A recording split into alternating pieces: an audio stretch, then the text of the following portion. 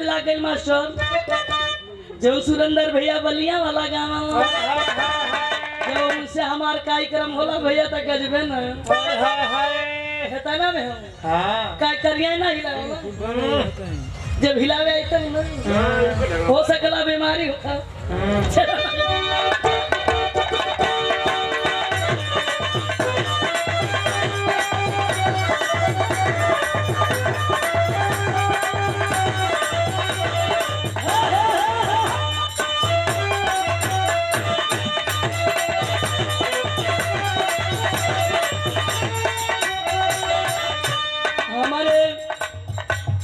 सुरेंद्र भैया गाँव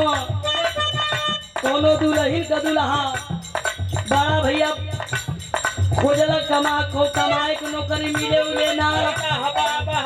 दुल्हनिया कला से तो वही से काम ना चली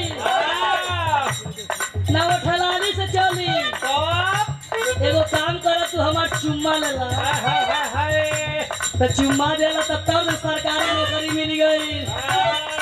और जब सरकारी मिल गई तो का दिया पाए गल का चुम्मा ली हर सो ही गई गोरिया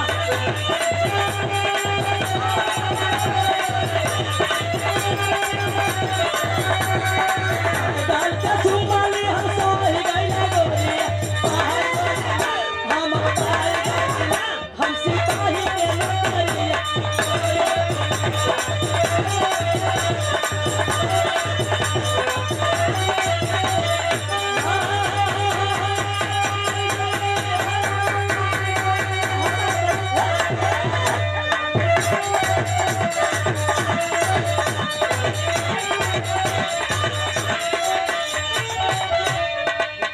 धड़कन का बात करो तो हमारे गुरु विजयलाल जी बतावा एगो मनई